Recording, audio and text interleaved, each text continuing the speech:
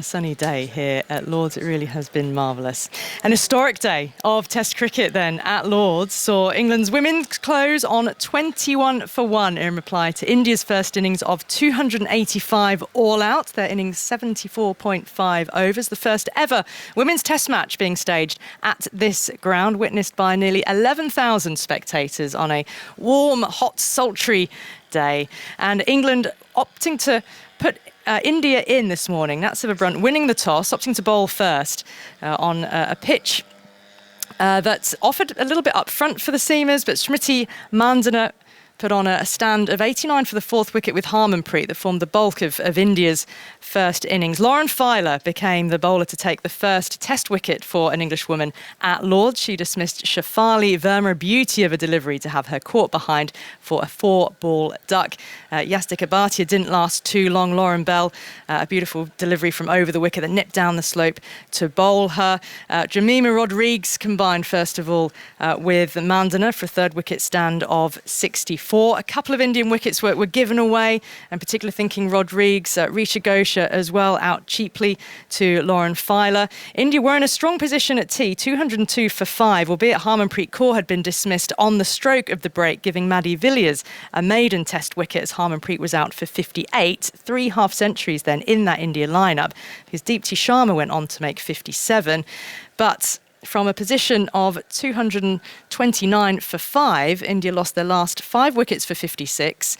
If you take it back to 190 for 3, they lost their last 7 for 95 as the spinners came into play. Sophie Ecclestone backing up Maddie Villiers, and Ecclestone finishing with 3 for 68, and in the process becoming England's all-time leading wicket taker across formats. 336 at that point, taking her past Catherine Sivabrunt.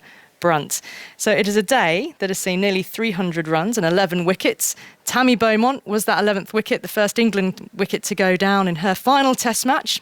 Shouldn't be her last innings though, there'll be a second innings. Tammy Beaumont, then LBW to Kantigord out for just 2. So England then have a deficit of 264 in their first innings when they resume tomorrow with 9 wickets in hand. Maya Boucher and Heather Knight will be the not-out batters.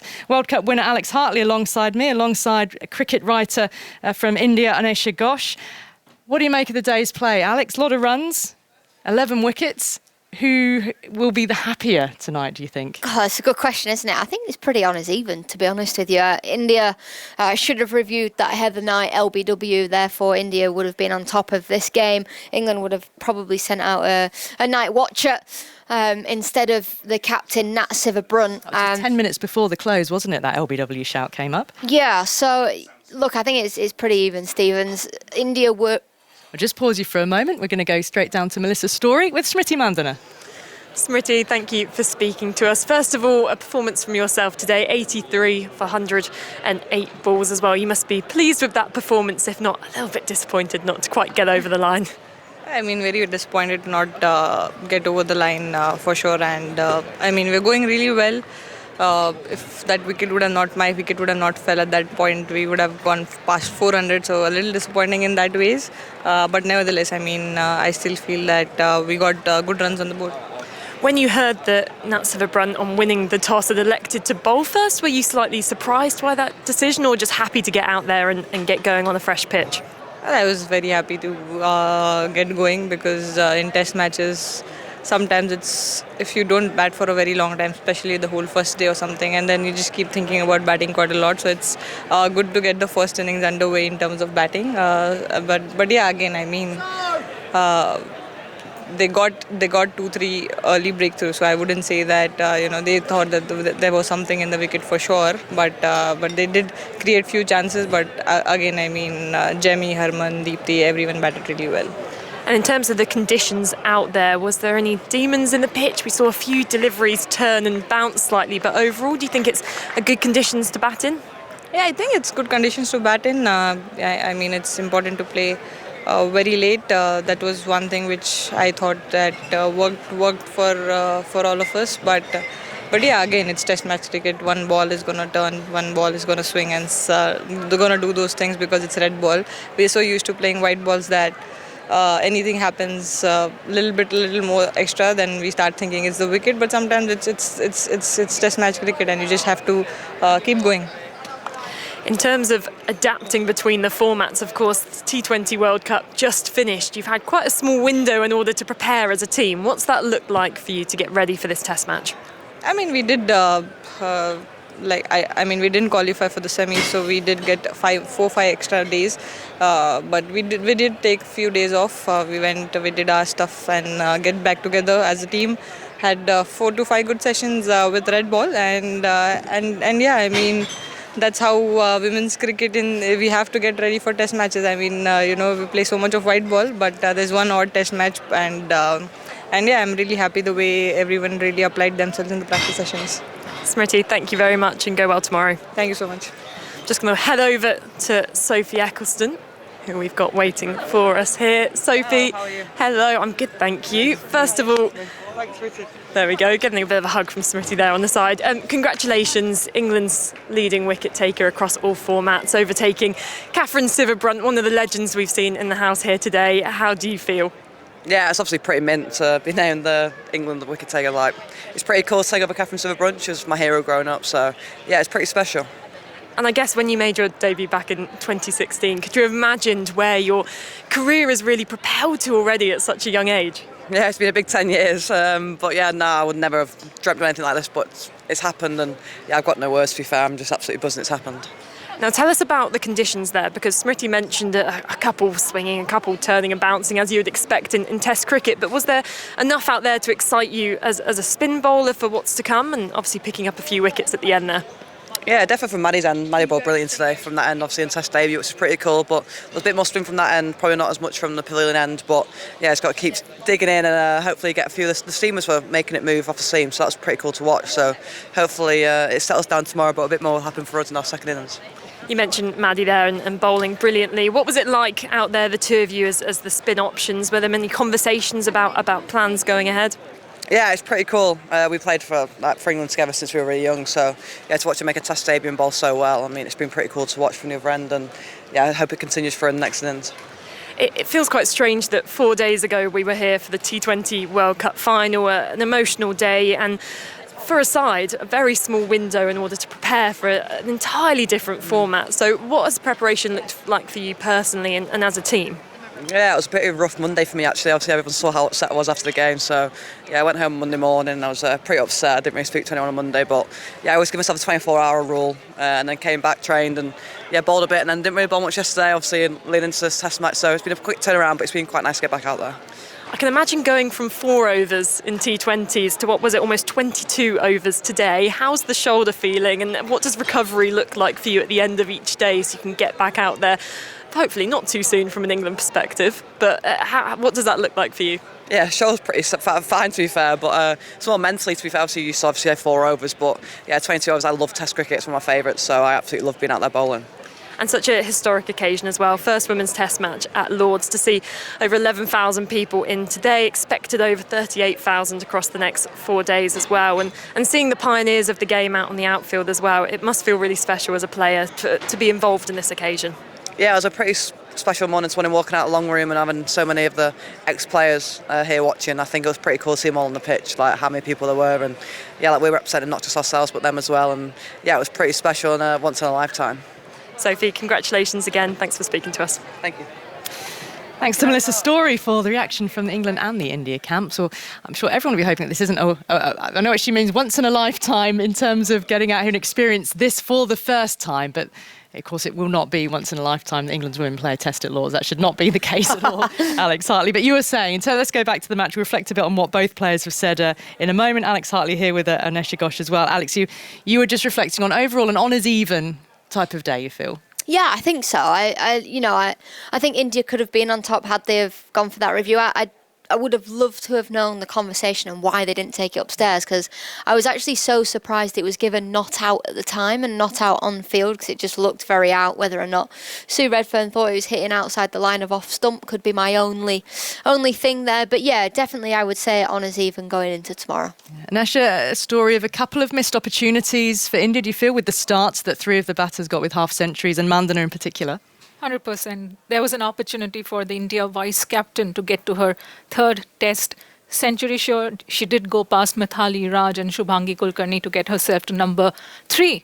trailing Shanta Rangaswamy and Sandhya Agarwal on the highest ever run getters by Indian women's cricketers in this format. But as she rightly mentioned, it was an honest confession on the part of Smriti Mandhana in that interview with Melissa that it was her wicket that literally opened the gates for England. India were nicely positioned, nicely placed at 190 for 3. And once Izzy Wong broke through that partnership and got the wicket of Smriti's, they went on to lose 7 wickets for 95 odd runs.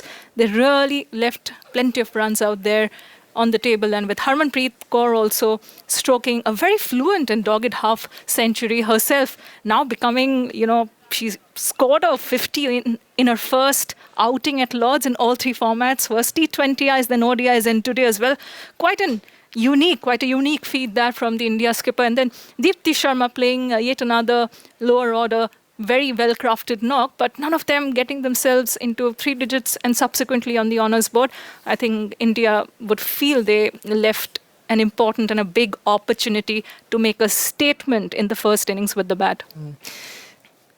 Such fine margins, isn't it? If that wicket had been reviewed or the LBW had been reviewed at the end and England two down, it just feels like it would have swung things a little bit more in India's favour. A good day overall, it felt, in terms of the crowd and seeing the number of runs scored and those wickets go down as well. Lauren Filer became the first wicket taker. I mean, an absolute peach of a delivery, wasn't it, for her to dismiss Shafali Verma? Yeah, it was a lovely delivery, using the slope to her advantage as well. Shafali Verma just squaring herself up ever so slightly. There were a couple of soft dismissals, don't get me wrong, along the way. Mandana herself fishing outside the off stump, think she'll be really disappointed with that. Shafali Verma, on reflection, the ball didn't do all that much, but it was a lovely delivery from Lauren Filer to take the first wicket here. Former England fast bowler Stephen Finn's with us as well. Finny, what did you make of the England bowling performance at Lauren Filer with that first wicket in particular? Yeah, it was a beauty, wasn't it? There were a few in there as well. The Lauren Bell dismissal, swinging in and then nipping away was an absolute ripper as well. And you're always under a bit more pressure when you win the toss and you opt to bowl first, and your captain says we feel as though it's going to do a bit in the morning session and then it might flatten out as the day goes on. You do snatch at your opportunity sometimes, and England missed their mark a little bit in that first hour or so, and the Indian batters capitalised on that. But I think what England did really well after that point was realigned and had a really simple game plan that stifled India, especially in that afternoon session.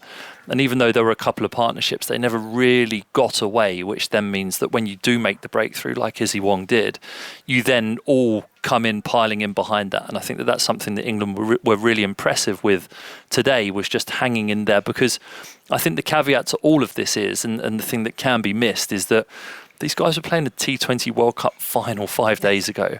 And the preparation that you need to put in your body to be able to bowl for the entirety of a day in Test cricket, I think, is underestimated when you're just either sat up here watching it or in the stands watching it. So for England to be able to maintain their discipline throughout the day as they did as a bowling unit, I think deserves being commended for.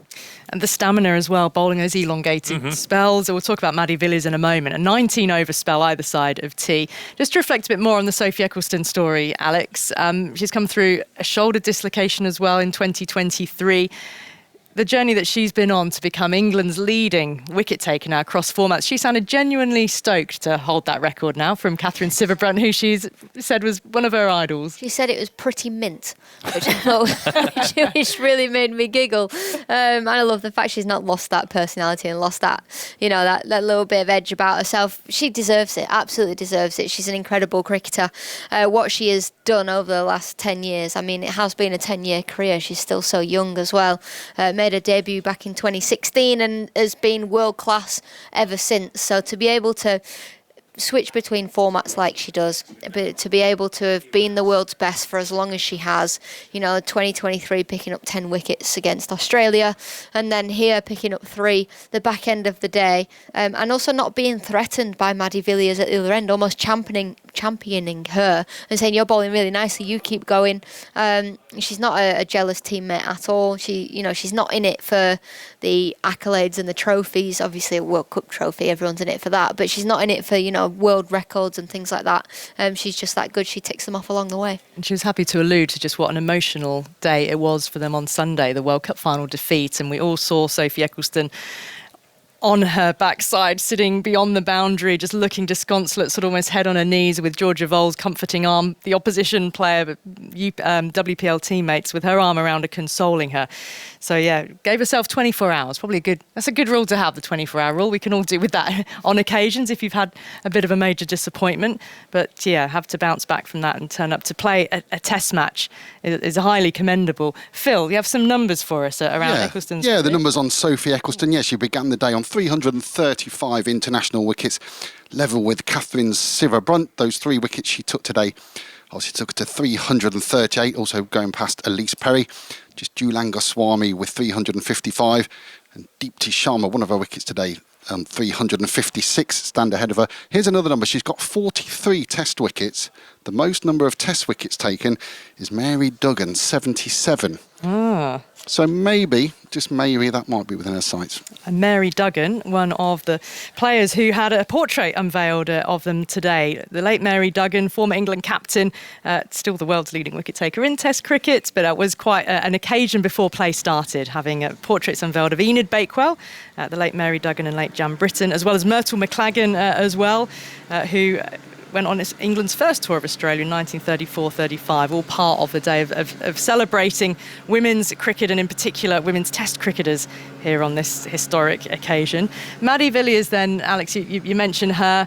She's come back into this England side, into this test team, but it's been a couple of years since she's played international cricket. She's a story of going away, working hard, county cricket, coming back in. Yeah, and going up to Durham out of her comfort zone, moving clubs, looking for new opportunities, and she's just thriving. You know, she's a brilliant player. I think you think of Maddie and you think of T20 cricket because she is so good in the field and the way she's able to adapt her game. But the fact that she's come in and she bowled lovely. She went at just over 4 and over today, so she would probably a little bit more expensive than she would have liked. Her bad ball was the short one that was angled down the leg side, kept getting pulled up the hill here. But other than that, you know, she bowled an absolute belter to get rid of Harmanpreet Kaur, turning the ball up the hill. And yeah, you know, she looked very at home today. And it's a good advocate for the domestic system, right? Because I think the criticism of the England team has been that it's been a closed shop maybe before Charlotte Edwards came in, and there hasn't been those other players, you know, perform or able to have the ability to perform in domestic cricket, because there hasn't been that structure there to the professional level there is now. So hopefully as time passes, there'll be more stories like Maddie Villiers, people who've got the opportunity to go out of the limelight for a period of time, work hard at their game, comes back, gets their opportunity, and she bowled the ball of the day for me today. It was an absolute beauty to get rid of Harmanpreet. Yeah. And Esha, what were some of your reflections on what Smriti Mandana had to say to Melissa Story?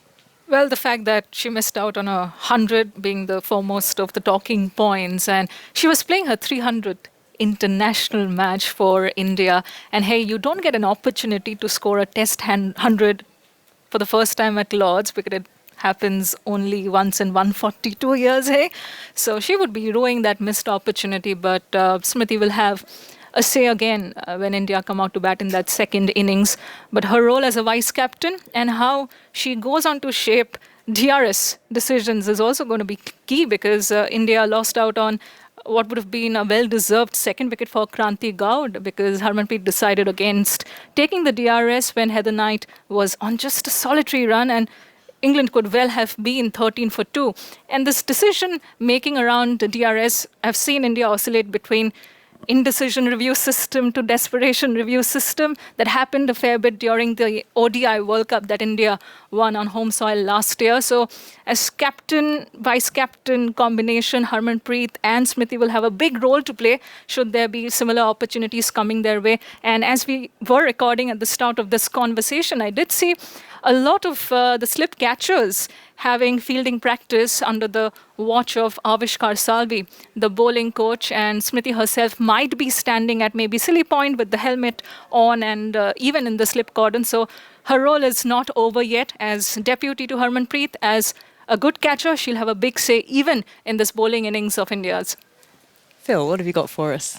Yeah, day of first. We've mentioned it quite a lot. Very quick list of those first. The first ball bowled by Lauren Bell. The first ball faced by Smriti Mandana. The first wicket, Lauren Filer. First catch, Amy Jones. First 4, Yastika Bhatia. First 6 and first 50, Smriti Mandana. The first maiden, bowled by Sophie Eccleston. What we didn't have today It's the first 5 for and the first 100, but we have got 3 more days to go. Plenty to come, that's for sure. 38,000 tickets sold across this match. It's a 4-day game, nearly 11,000 in today, that did see England keep chipping away and just not allow India to continue with those big partnerships that they had. Has the pitch changed much during the day, Vinny, do you think? Maybe a touch firmer, actually, as the day's gone on. There was a bit of spin. That the Maddie Villiers ball spun quite big, didn't it? But it wasn't extreme spin. You wouldn't expect that with the amount of grass that there has been on the pitch, but that will be something to just keep an eye on as the game develops with the heat. And I think there's a bit more of a wind tomorrow as well, which could just dry out the underneath of the surface. But I expect tomorrow to be the best day for batting here, and that's something that England will have to capitalise on, especially given not quite knowing what might happen to the pitch on days 3 and 4 with this extreme weather. Yeah, and they've been in the field for the 74.5 overs of the Indian innings. So again, that's a turnaround time for the opener batters. They'll be hoping to rest the remainder of the lower middle order as much as possible if Heather Knight and Maya Boucher can keep batting on for as long as they can. The occasion, Alex, today, for it being, we mentioned all the first happening in terms of on the pitch, but the ceremonies we saw at the start, the bell ringing by the 1976 team, all the ex-players that have been here. What has it meant for you as an ex-player to be witnessing this occasion and everything that was put on around it to commemorate it? Yeah, look, we were all talking about how the first feeling was disappointment and how it's taken so long for it to get to this. It shouldn't be a first now, but it is. But hopefully it's our last first. Hopefully there are no more firsts to come. And then ultimately it was about enjoying the day. And it was, this morning was really wholesome. The fact that, there was 55 of us. I don't think anyone will ever, 55 people ringing a bell for a cricket game won't be done again. But it was... That was the first as well. Yeah, it was so lovely to see all the past players. And they've had a belting day over in the long room today. There's so many of them. They've been split between 2 rooms, oldies and youngies apparently.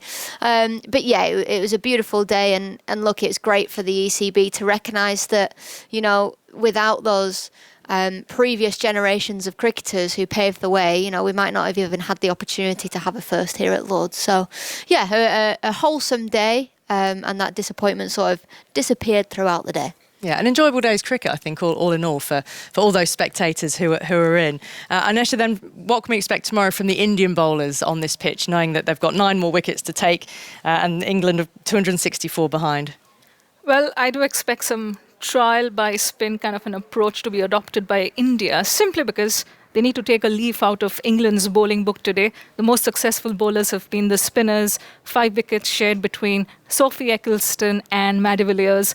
And also the fact that the bulk of the overs, as Phil Long mentioned during the course of our commentary in regular time, has been delivered by spinners here. We did see a solitary over by Sneh Rana, who has had a great, success record when it comes to women's tests in England. Deepti Sharma would be high on confidence, stroking that very important half century. But hey, the talk of the town is N. Sri Charani from Kadapa, Andhra Pradesh, the leading wicket taker for India, the recently concluded T20 World Cup. And I have a feeling she's going to be India's trump card. But do not forget the pacers, the 2 seam options that India have opted for.